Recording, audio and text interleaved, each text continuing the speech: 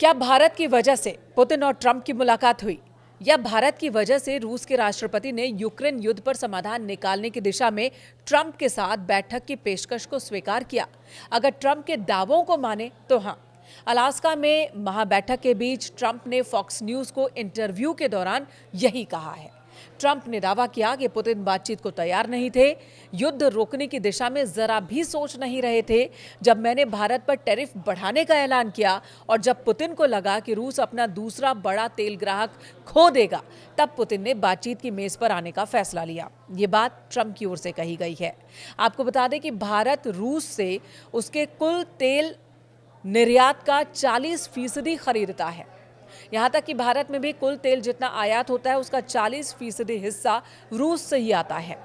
वहीं चीन सबसे बड़ा तेल ग्राहक है रूस का, दूसरे नंबर पर भारत है। लेकिन भारत ने तेल खरीदने न खरीदने को लेकर अपना रुख पहले ही क्लियर कर दिया है। भारत की ओर से बार बार कहा गया कि टैरिफ बढ़ाने का फैसला अमेरिका का है, ट्रंप का है, लेकिन तेल खरीदने का फैसला भारत का है। भारत किस देश से क्या संबंध रखता है, किस तरह का संबंध रखता है, कहां से वो बिजनेस करता है, ये पूरी तरह से भारत पर निर्भर है, किसी और पर नहीं। भारत ने रूस से तेल न खरीदने को लेकर कोई बात ही नहीं कही, बल्कि बीते कुछ दिनों में तेल व्यापार और बढ़ गया है।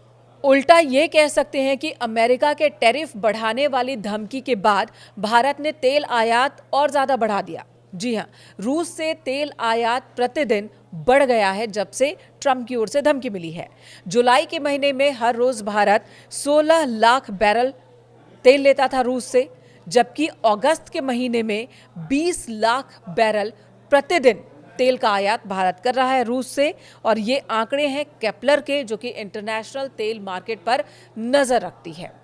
जी हाँ, यानी कि भारत ने तेल आयात रोका नहीं है, बल्कि इसे और बढ़ा दिया है। लेकिन अमेरिका का कहना है, ट्रंप का कहना है कि रूस को, पुतिन को इस बात का डर था कि भारत के रूप में रूस अपना एक ग्राहक खो देगा, और इस वजह से ही पुतिन बातचीत की टेबल पे आए हैं।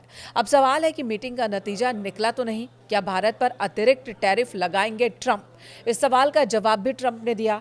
इस मीटिंग से जुड़ा एक दूसरा सवाल है जो बहुत ही महत्वपूर्ण है भारत के नजरिए से। सवाल यह है कि क्या मीटिंग अब बेनतीजा रही तो ट्रंप भारत पर टैरिफ और बढ़ा देंगे, जो एक धमकी उन्होंने मीटिंग से पहले दी थी कि अगर कोई फैसला नहीं हुआ, युद्ध विराम नहीं हुआ, तो भारत को और टैरिफ का सामना करना पड़ेगा। यानी कि 25% टैरिफ पहले से है, 25% बढ़ाने का उन्होंने ऐलान किया। कहा कि बातचीत अगर सफल नहीं होती है तो इससे भी ज्यादा टैरिफ लगा देंगे, यानी 50% से भी ज्यादा टैरिफ लगा देंगे। ये धमकी ट्रंप ने दी थी मीटिंग से पहले। लेकिन मीटिंग के बाद क्या कहा है ट्रंप ने, ये आपको बता देते हैं। मीटिंग के बाद जब ट्रंप से टैरिफ को लेकर सवाल किया गया, खासकर भारत के नजरिए से, तो उन्होंने कहा कि फिलहाल इस बारे में मैं कोई विचार नहीं कर रहा हूं। फिलहाल इसके बारे में चिंतित होने की जरूरत नहीं है। 2 से 3 हफ्तों के बाद इस पर विचार किया जा सकता है। यानी कि ट्रंप इस बातचीत को और वक्त देना चाहते हैं। जो बातचीत हुई अलास्का में वो बेनतीजा रही, लेकिन 3 घंटे की बातचीत यही बता रही है कि दोनों तरफ से तथ्यों को जरूर रखा गया है, अपनी शर्तों को जरूर रखा गया है, और शांति को लेकर कुछ वार्ता तो हुई है। पुतिन ने भी इस बातचीत को सकारात्मक बताया और कहा कि शांति की दिशा में हम कुछ आगे बढ़े हैं, इसे सकारात्मक बताया। तो ट्रंप ने कहा कि बातचीत को मैं 10 में से 10 नंबर दूंगा। और साझा प्रेस कॉन्फ्रेंस के दौरान इस मीटिंग के बारे में कहा उन्होंने कि मुझे ज़ेलेंस्की और यूरोपियन लीडर्स को बताना होगा।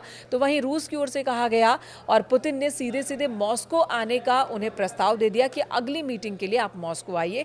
ट्रंप थोड़े उस वक्त असहज हो गए थे, थोड़े से आश्चर्यचकित भी हो गए थे, लेकिन बातचीत का ये सिलसिला अब शुरू हो गया है, इतना तो तय है। और टैरिफ को लेकर ट्रंप ने फिलहाल कहा है कि अगले 2-3 हफ्तों में इस पर विचार करेंगे।